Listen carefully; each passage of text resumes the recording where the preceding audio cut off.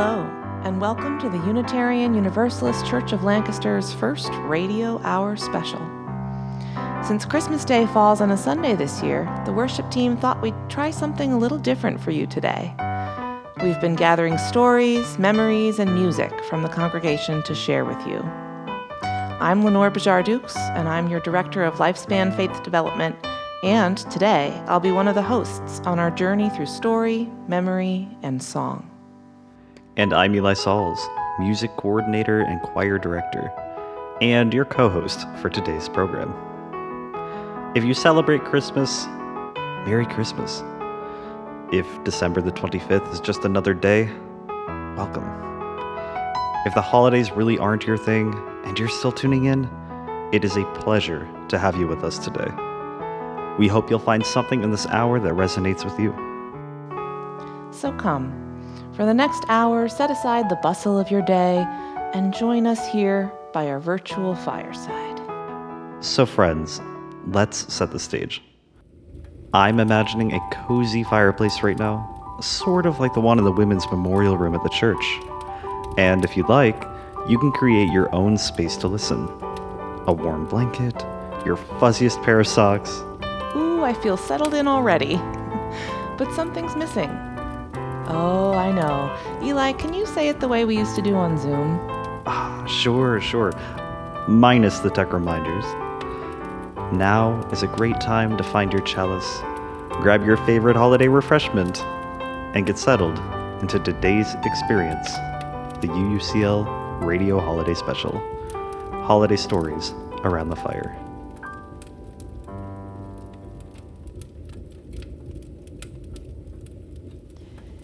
Good morning, this is Reverend Pat.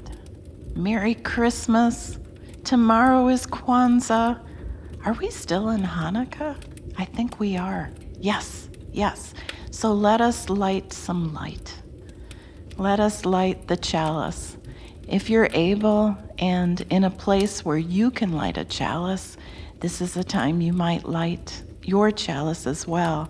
And if you've ever seen in service, even if you cup your hands like a chalice, like a holder, like a candle holder, and take your finger like it's a match and strike it and light your chalice. May you hold this chalice in your gaze, in your heart, in your mind's eye. And these are words from our hymnal from Kalidasa. Look to this day, for it is life, the very life of life. In its brief course lie all the verities and realities of your existence, the bliss of growth, the glory of action, the splendor of beauty. For yesterday is but a dream, and tomorrow is only a vision. But today, well lived, makes every yesterday a dream of happiness, and every tomorrow a vision of hope. Look well, therefore, to this day, and may it be joyous. There are so many ways to spend this day, whether with a friend, family, in solitude, in frantic bustle, or simply in still quiet. For some of us, the holidays can be weird. This hour, we acknowledge that we may not all fit into the mold of a Hallmark holiday special. And that's okay. We are all welcome here in this space, this hour.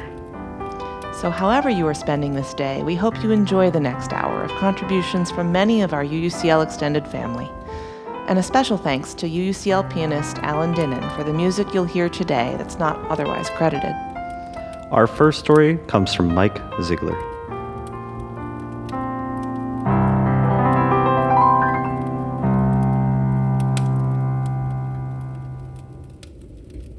Growing up in a Pennsylvania German Lutheran family in York during the Second World War created some vivid memories of foods that weren't rationed or delicacies today, but of blackouts, of grandparents speaking German only very privately and going to unannounced church services, and of sad ones, of friends without fathers at home and gold stars in some windows.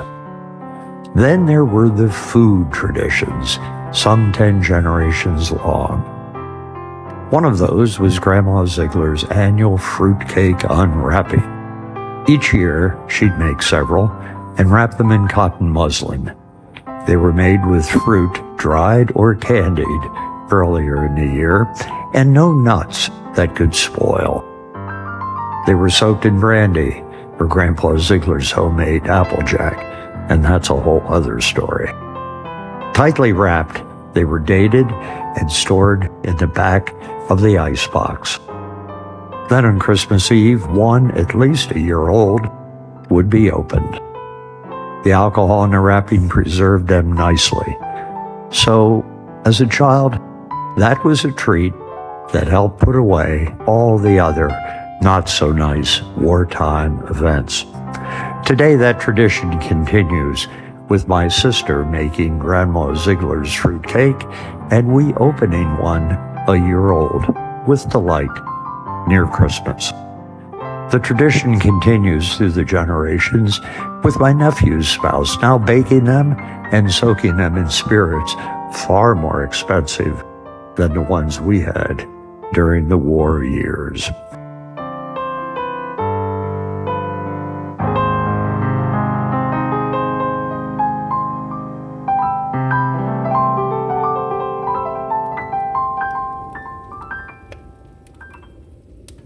It wouldn't be Christmas in the Duke's household without one very special story. Or at least it has always seemed like a special story for my dad. My brother and my mom and I, when I was growing up, disagreed. Every year around the 18th of December or so, there it would come. One of us would make an innocent remark, and my dad would look up with a little twinkle in his eye and start to tell about the poor little boy, all alone on Christmas.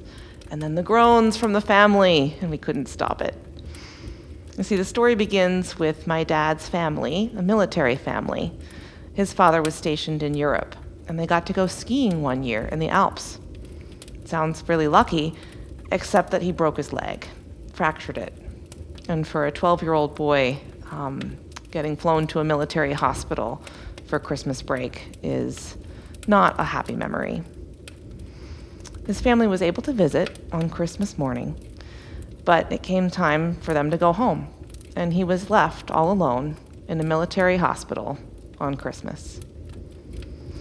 Now, this is the point in my dad's telling of the story where I would usually get rather upset and very sad for him.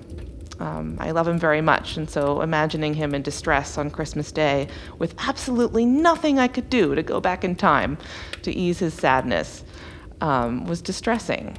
And also, there was nothing that my brother and I could do to stop him from continuing to tell this story. And so it would go on. He was a big fan of, well, still is, a big fan of music. And he'd found out that the Vienna Boys Choir was supposed to come sing at this hospital. And sure enough, he heard their angelic voices coming closer and closer down the corridor, a Christmas miracle. But then the voices faded away. They went down another corridor. And oh, the disappointment. His leg was in traction, and so he couldn't follow them. And that was that, a missed opportunity. Fast forward a number of years through me hearing this every year, and I was in college, and I was looking through a performance brochure, and I came to a full-page spread of the Vienna Boys Choir was coming to Williamsburg. And the caption, I'll never forget this, said, "If you missed them once, don't let it happen again." I couldn't believe my eyes. I mean, to this day, I still have not seen any other musical act advertising with a phrase like this. So I clipped out the "if you missed them once, don't let it happen again," and the picture. My brother and I cobbled together to buy tickets, and for my dad's Christmas present, he got tickets to see the Vienna Boys Choir. But there was one condition, that he would never again tell this story without adding on that he ended up seeing the Vienna Boys Choir in the company of his family. And so we did. We saw the Vienna Boys Choir, and they were wonderful.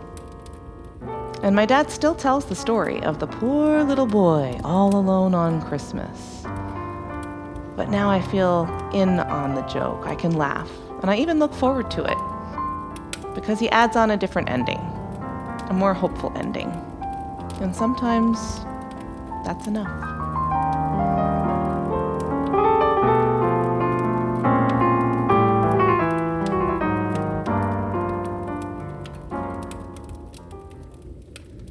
So, Reverend Pat, I understand that you have a very cherished story to share with us today. I do. What's its title? It's called A Cup of Christmas Tea. Christmas tea. I don't know if I've heard of Christmas tea before.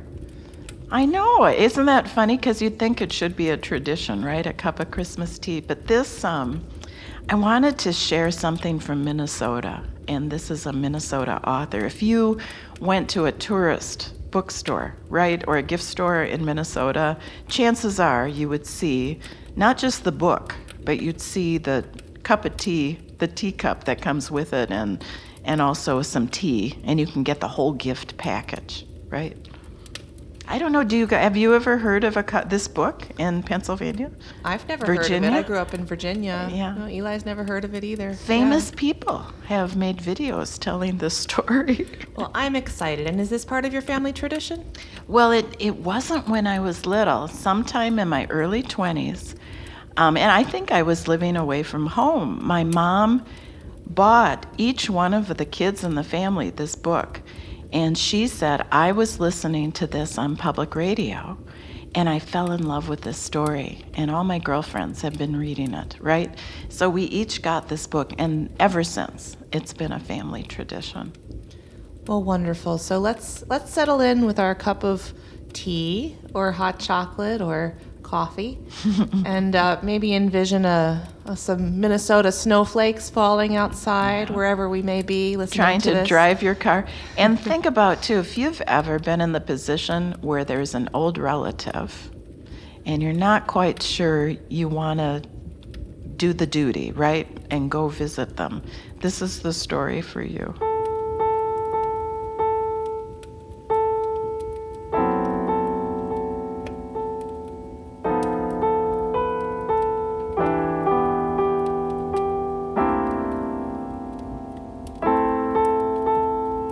A Cup of Christmas Tea by Tom Haig. The log was in the fireplace, all spiced and set to burn. At last the yearly Christmas race was in the clubhouse turn. The cards were in the mail, all the gifts beneath the tree, and 30 days reprieve till Visa could catch up with me. And though smug satisfaction seemed the order of the day, something still was nagging me and would not go away.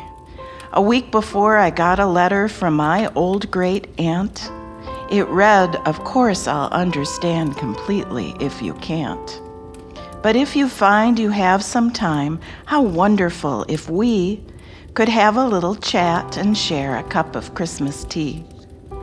She'd had a mild stroke that year, which crippled her left side. Though housebound now, my folks had said it hadn't hurt her pride. They said she'd love to see you. What a nice thing it would be for you to go and maybe have a cup of Christmas tea. But boy, I didn't want to go. Oh, what a bitter pill to see an old relation and how far she'd gone downhill. I remembered her as vigorous, as funny, and as bright. I remembered Christmas Eves when she regaled us half the night. I didn't want to risk all that. I didn't want the pain.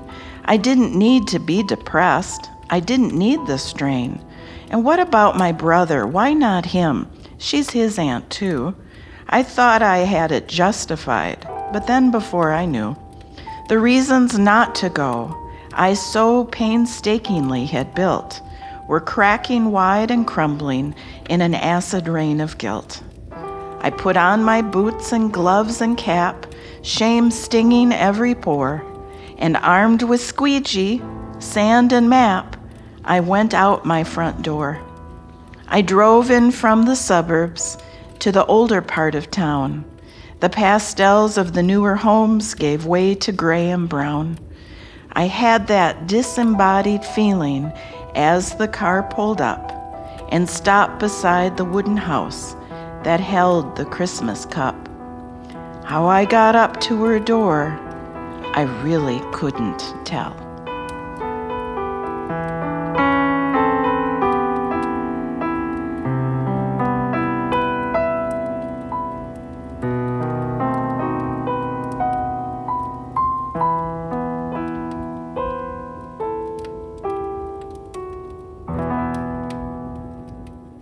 I watched my hand rise up and press the button of the bell. I waited, aided by my nervous rocking to and fro. And just as I was thinking I should turn around and go, I heard the rattle of the china in the hutch against the wall, the triple beat of 2 feet, and a crutch came down the hall. The clicking of the door latch and the sliding of the bolt, and a little swollen struggle popped it open with a jolt. She stood there pale and tiny, looking fragile as an egg. I forced myself from staring at the brace that held her leg. And though her thick bifocals seemed to crack and spread her eyes, their milky and refracted depths lit up with young surprise. Come in, she laughed the words. She took me by the hand, and all my fears dissolved away as if by her command. We went inside, and then before I knew how to react, before my eyes and ears and nose was Christmas past, alive and intact. The scent of candied oranges, of cinnamon and pine, the antique wooden soldiers in their military line, the porcelain nativity I'd always loved so much, the Dresden and the crystal I'd been told I mustn't touch. My spirit fairly bolted like a child out of class and danced among the ornaments of calico and glass. Like magic I was 6 again, deep in a Christmas spell, steeped in the million memories the boy inside knew well. And here among old Christmas cards so lovingly displayed, a special place of honor for the ones we kids had made. And there beside her rocking chair, the center of it all, my great aunt stood and said how nice it was I'd come to call. I sat and rattled on about the weather and the flu. She listened very patiently, then smiled and said, "What's new?" Thoughts and words began to flow. I started making sense. I lost the phony breeziness I use when I get tense. She was still passionately interested in everything I did. She was positive, encouraging, like when I was a kid. Simple generalities still sent her into fits. She demanded the specifics, the particulars, the bits. We talked about the limitations that she'd had to face. She spoke with utter candor and with humor and good grace. Then defying the reality of crutch and straightened knee, on wings of hospitality she flew to brew the tea. I sat alone with feelings that I hadn't felt in years. I looked around at Christmas through a thick, hot blur of tears. And the candles and the holly she'd arranged on every shelf, the impossibly good cookies she still somehow baked herself. But these rich, tactile memories became quite pale and thin when measured by the Christmas my great aunt kept deep within. Her body halved and nearly spent, but my great aunt was whole. I saw a Christmas miracle, the triumph of a soul. The triple beat of 2 feet and a crutch came down the hall, the rattle of the china in the hutch against the wall. She poured 2 cups, she smiled, and then she handed one to me. And then we settled back and had a cup of Christmas tea. Merry Christmas, everybody.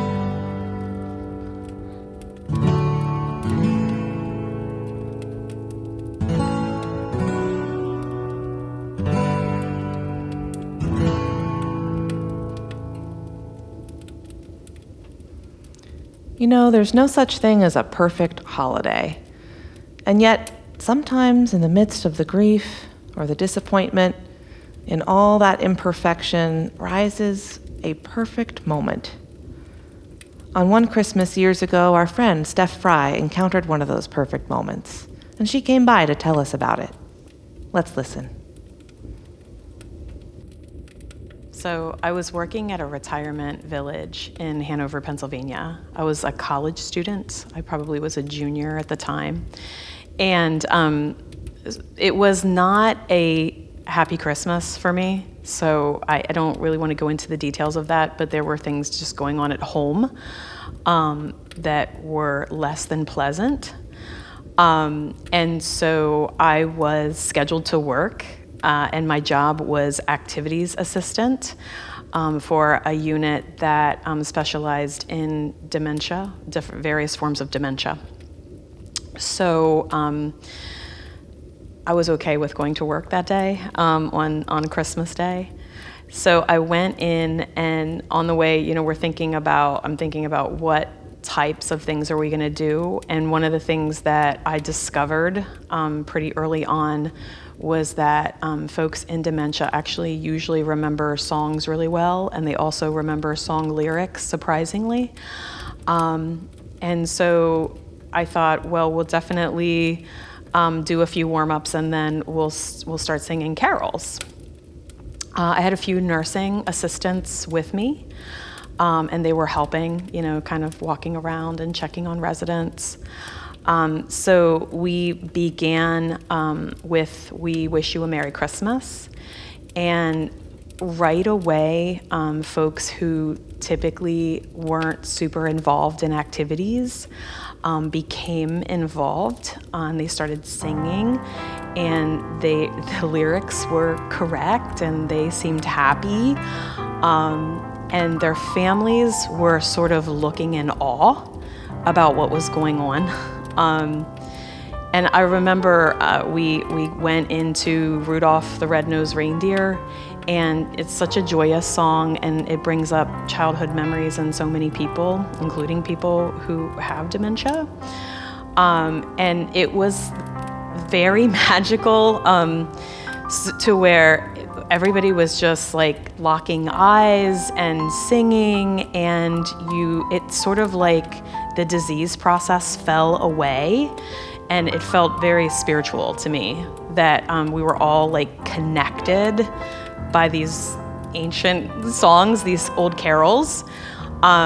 And I remember one of the nursing assistants and I were just looking at each other, and we were like trying to hold back tears, but they were like joyful, but they were also sort of sad, because you don't get a lot of these moments when someone is experiencing dementia.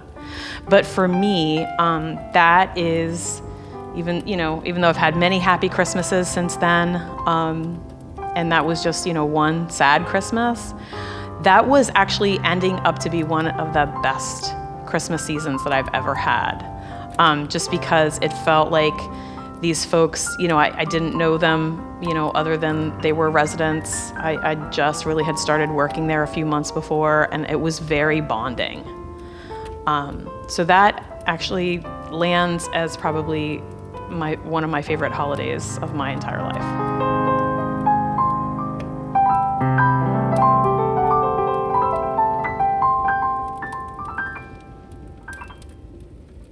Music has this uncanny ability to unlock even our deepest memories. I don't know about you, but for me, one of those early tunes was Jingle Bells. It sounds like that's also a very special song for one UUCL family who sent in a contribution from their home. Gwen, Frankie, and Mimi, take it away. Aww. Here we go. Wait a second, guys. I need a stool. Okay, go get your stool.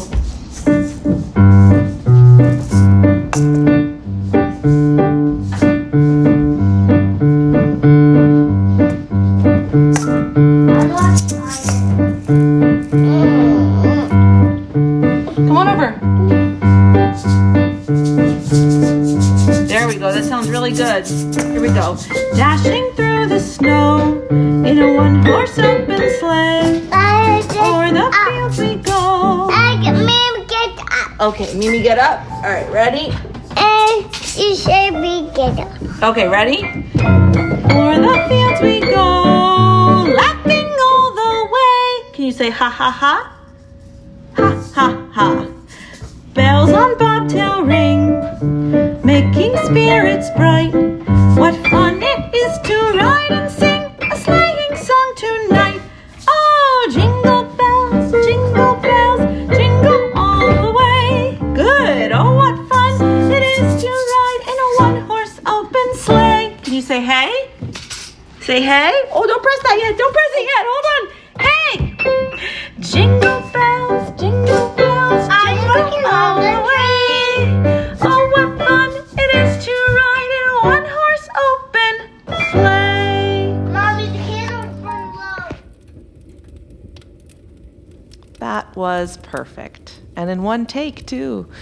I love getting a glimpse into people's homes. Thank you so much for capturing a moment in your family's life and sharing with us, Mimi and Frankie and Gwen. Did you know that Jingle Bells was actually written by a Unitarian, James Lord Pierpont? I just learned that from Rev Pat last week. And speaking of learning, have you ever wondered why some people put mittens on Christmas trees? Our good friend Naomi is here to share with us a special glimpse into that tradition. Naomi? Hi, this is Naomi Levine, and I'm calling in to tell you about a story that I read called The Mitten Tree by Candace Christensen, and answer some questions about why we put mittens on Christmas trees. At the end of a long lane in a tidy little house, old Sarah lived alone. Her children had grown up and moved away, but Sarah still remembered the mornings when she walked with them to the blue spruce tree where they waited for the school bus. Now each morning she opened her shutters and watched for new children to arrive. Every chilly morning, Sarah pulled on her warm coat and started down the lane. As she walked past the children on her way to the mailbox, she wished they'd smile or wave, but they never did. The children didn't even seem to notice her, but still when she saw them, she couldn't help but smile. One winter morning, after the first snow had fallen, all the children were making snowmen and throwing snowballs, all except one little boy in a blue cap and coat. Even his boots were dark shade of blue. He stood away from the others with his hands sunk deep in his pockets. When the school bus arrived, he lingered behind and was last in line. As Sarah watched the little boy climb into the bus, she could see one thing. He had no mittens. All that day, Sarah couldn't stop worrying about the little boy with no mittens. Late in the afternoon, as the sky grew dark, Sarah dug through her basket of yarn, scraps she had saved for many years. She found her needles and 4 shades of blue wool. Then Sarah began to knit. Sarah worked late into the night. When the sun began to rise, she hurried to the bus stop and hung the mittens on the old spruce tree. From behind the hedge, Sarah watched. The little boy was the first to arrive. He saw the mittens. He reached up and tried them on. They fit. With a big smile, he made a perfect snowball and threw it high into the winter sky. Soon a little girl in a red coat arrived. Her mittens didn't match. That night, Sarah knitted with red yarn. Every day now, as Sarah went to the mailbox, she watched for children without mittens. Then she would hurry home and knit. Early in the morning, she would hang the new mittens on the tree. The children loved the game. Each day they would search until every branch was gone through and found another pair of mittens. Once or twice, Sarah thought that the boy with the blue mittens had seen her, but he always looked away. Night after night, Sarah knitted mittens in every color. Some had stripes, some had hearts, some even had little snowflakes all over them. Somehow, even though she had never spoken to the children, Sarah felt that they had become her new family. On the last day before winter vacation, Sarah wakened before dawn. She took the empty basket that had once held her yarn and filled it to the brim with mittens. Out the door and down the steps she headed. When she got to the blue spruce tree, she hung mittens on every branch. The boy with the blue mittens was the first to arrive. He stood very still and waited for the others. In fact, all the children stood very still for a few minutes, looking at the mysterious, beautiful mitten tree. When they boarded the bus, each child now wore a pair of mittens. Sarah watched as one by one their faces appeared in the bus windows. Still, no one looked her way as she started home. But Sarah's heart was full. It was as full as when the sounds of her own children had filled her house. As Sarah neared her porch and climbed the steps, she saw something waiting for her. There in the corner was a basket woven with thick brown vines and decorated with a large white bow. In it were balls and balls of beautiful, colorful yarn. To this day, Sarah knits mittens for all the children in her town. Every time her basket is empty, a new full one appears. Sarah doesn't know who the yarn is from. The children don't know who the mittens are from. But someone must.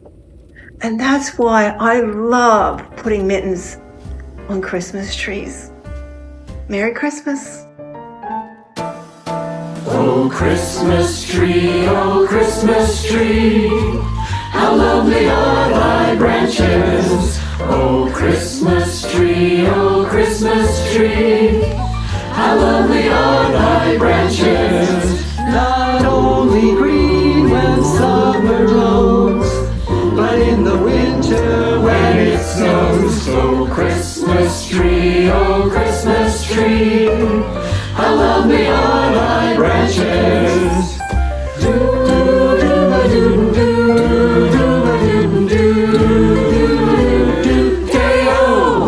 Merry, Merry Christmas.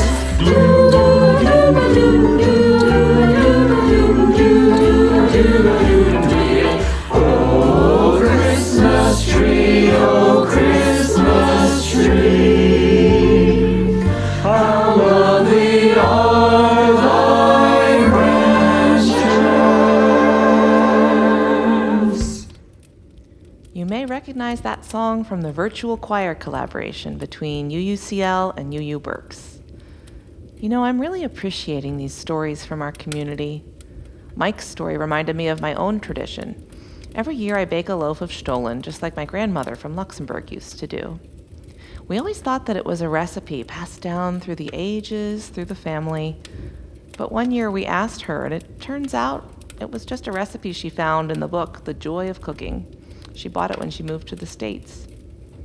Eli, how about you? Any Christmas traditions coming up? Christmas traditions.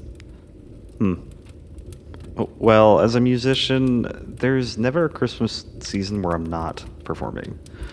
So I guess my favorite Christmas tradition has to be the feeling of rest after the holidays. As any musician knows, December makes for a very long month. But so exciting. Well, I see here that some folks have called in and left voice messages with their own holiday traditions. Let's hear next from some familiar voices. Frankie and Mimi, back to you. What is your family doing today? What happened? Did you hide something in the tree? Mommy, look! Oh! Isn't that cool? What did you do? Can you tell everybody? I put an egg in the tree. Whoa. And what's that over there? That is a menorah. And what do we do with it? We light each candle each Hanukkah. Yay! Mimi, do you want to say anything before we say bye-bye? You just want to hold the phone? Okay. Yeah. Dashing through the snow. Dashing. Thanks for calling in. Speaking of Hanukkah, to me, it's not Hanukkah at UUCL without Diane Toigo at the piano. And her enthusiasm for sacred and secular Jewish music always inspires me. Diane, what song did you choose to share with us today? This very haunting Hanukkah song that I'll be playing is called O Hanukkah, and it comes to us from the Sephardic Jewish population in Spain. I learned it many decades ago as a music therapist working at a large state institution. And every year we would look forward to doing a Hanukkah music program with our beloved Rabbi Stein. And this was one of the pieces that I came to love.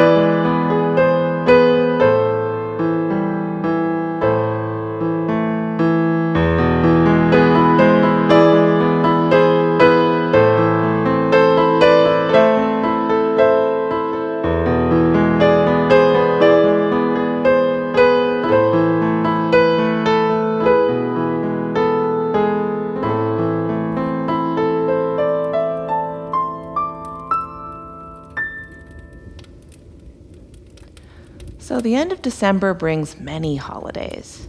And yet, for some of us, our very favorite holiday tradition falls at a very different time of the year. So for those for whom Christmas isn't really your thing, my friend and colleague, UCL member Cindy Pollard is right there with you. Cindy agreed to share with us a lesson that we can carry with us into the end of the year. Hey, Cindy. Hey, Lenore. So we're gathered here at UCL talking about our holiday season, and we got to talking about our favorite holidays. And I'd like to ask you, what's your favorite holiday? My favorite holiday is Halloween. Halloween? Yes. It is the most magical time of the year. I think because it's a time when I think that when you talk about Christmas, Christmas is a time that you live up to an ideal. And Halloween is a time when you bring out what's really inside. You know, the character, the feeling, the whatever's inside. Even the ugliness is encouraged on Halloween. You can be truly what you feel or what you want to represent or be as creative as you like, and it's all accepted because it's Halloween and there's no ideals to live up to. Whereas Christmas, there's a lot of thoughts and feelings of perfectionism, and people often want to have the best Christmas and the most ideal Christmas and all the presents and all the things and all the warmth and all the comfort. And along with that comes the disappointment that many people feel and the despair a lot of people feel because this ideal has been pushed. And I don't think anybody feels that on Halloween. I think you're just expected to be yourself or whoever you want to be or however you want to be. It's a great holiday. Any tips on bringing a little more Halloween into the Christmas season? I think that overall you should always just kind of try and be yourself. And no holiday is really the best holiday or the most idyllic holiday if you're not being true to yourself. You have to be true to yourself in order to make those experiences rich. Because otherwise, if you put all the presents under the tree and you put on the big smile and you take the family photo, people aren't going to. Your family, the people who mean something to you, know what parts of that are real and what parts of that aren't. But if you are a little messy and dinner's kind of late and you take a picture and somebody's crying and somebody has their finger in their nose, you can laugh and look at that forever. You can always say, that's really us. And hey, why not, put a Santa hat on a skeleton? I mean, that's always a thing. Well, this Christmas, maybe Since folks are listening to this on Christmas Day, Mm-hmm. maybe we can wish people a little bit of Halloween or your other favorite holiday, or some nice imperfection, some reality. in Yeah, your I'd say Christmas watch The and- Nightmare Before Christmas. That's what I say. I think I'm going to watch it again for Christmas. Oh, and Bad Santa, if you're an adult. So whatever's true to you, maybe wishing you that Yeah. this Christmas. Yeah. Thank you, Cindy. Thank you.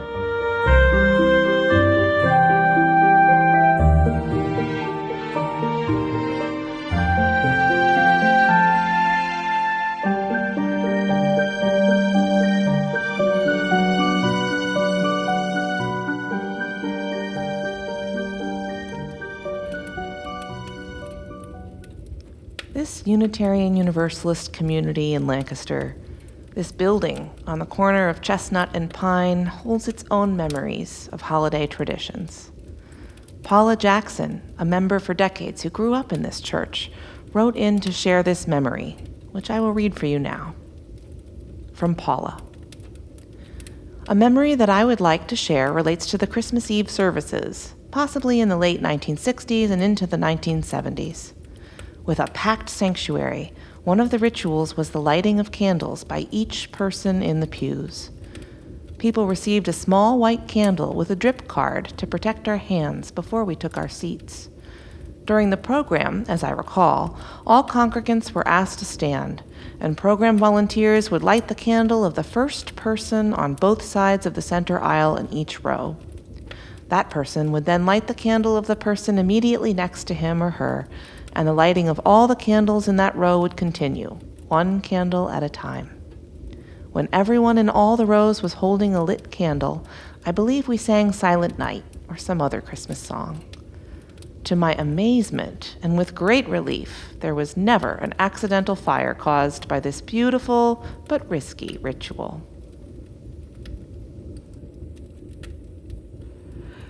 It's wonderful to remember that what we do today is part of a rich history. We continued this living tradition in this year's candle lighting service, too. You've heard some stories and memories from friends here at UUCL. I wonder if anything has sparked a memory of your own, whether that's joyful, sorrowful, or even a complex truth. As we end the call-in portion of our radio hour, we invite you to settle into a mood of reflection. Friends from your UU community have provided offerings of music and readings, which hold a special place for them. I know one of my memories is recording holiday music with the ringtones in the UUCL sanctuary during COVID-19 quarantine. I suppose my holiday memories now include finding ways to make music together, even during the hardest times. This piece is entitled Christmas Memories, a contemporary piece by Joseph Martin. The melody isn't familiar, but perhaps it can provide an opportunity for you to reflect on your own Christmas memories.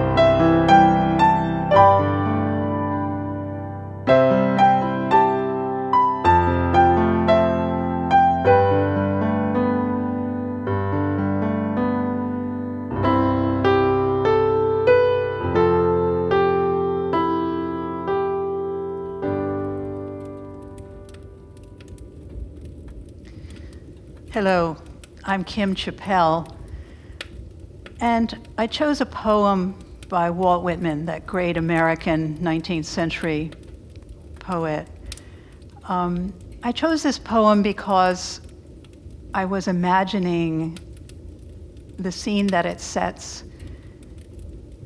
reflecting on 2,000 years ago, 2,000 plus years ago, when those three ancient astronomers approached Bethlehem. They were surely astronomers in search of more information about the great star that they had seen. When I Heard the Learned Astronomer is the name of the poem by Walt Whitman. When I heard the learned astronomer, when the proofs, the figures were ranged in columns before me, when I was shown the charts and diagrams to add, divide, and measure them, when I, sitting, heard the astronomer where he lectured with much applause in the lecture room, how soon unaccountable I became tired and sick, till rising and gliding out, I wandered off by myself in the mystical, moist night air, and from time to time looked up in perfect silence at the stars.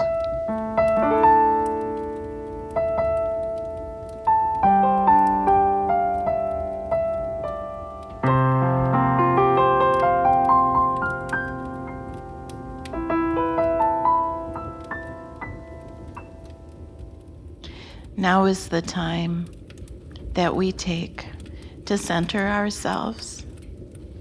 You might take a breath. Be sitting comfortably. Be still. Find your heart, which is at our center. Perhaps in preparation for this morning, you had found some stones and some stand and thought about leaving them in that special place during the service, where you might take a stone and some sand. You might do it after this to remind yourself, oh yeah, that's right. I can by myself put a stone in sand and plant joys and healing and compassion. I have a prayer for you today that actually comes from one of our carols, one of our hymns, number 241 in our hymnal. It's actually a poem from Christina Georgina Rossetti, In the Bleak Midwinter. In the bleak midwinter, frosty wind made moan, earth stood hard as iron, water like a stone. Snow had fallen, snow on snow, snow on snow, in the bleak midwinter long ago. Once more child and mother weave their magic spell, touching hearts with wonder words can never tell. In the bleak midwinter, in the world of pain, where our hearts are open, love is born again. May love be born again within you, within those you might see over the holidays, those you might see later on these coming weeks. May our hearts be open and love born again in all of those who have lost this season, all of those suffering this season, and even those who just can't help themselves but love Christmas so much their hearts are bursting. May all of us find the joy of these holidays in our hearts, and may love be born again. May it be so.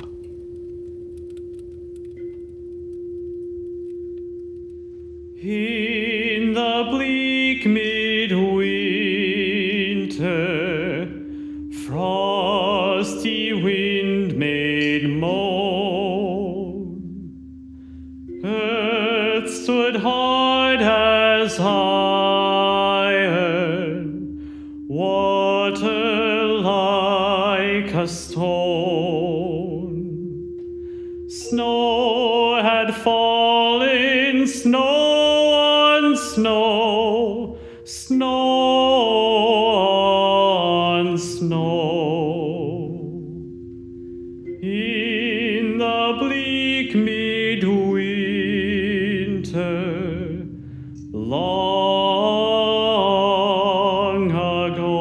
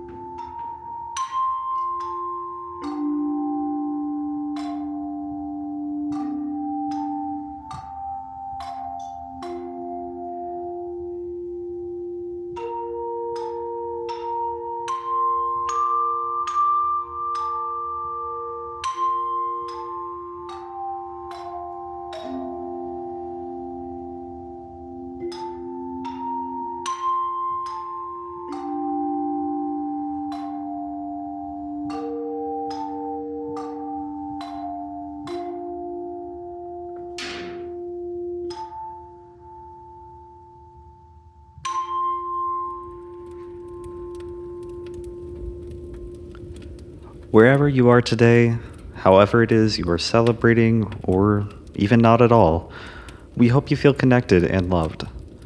And if your cup of Christmas tea has a little extra to share, maybe this is the time to reach out to someone who could use some holiday connection. This season, may there be stories and memories that come to warm you. May you make a new memory or two of a moment great or small. And thank you for creating and sharing this memory with us, here and now. And so, from this perfectly imperfect hour to your perfectly imperfect holiday, we wish you a Merry Christmas, warmth in your winter, happy holidays, and a happy New Year. And as we do, this is the time to extinguish the chalice. If you had done so, you can extinguish your chalice, whether it was in your heart or time to blow out the candle. And as we go in peace, go in joy, go in love, and have a joyous Christmas.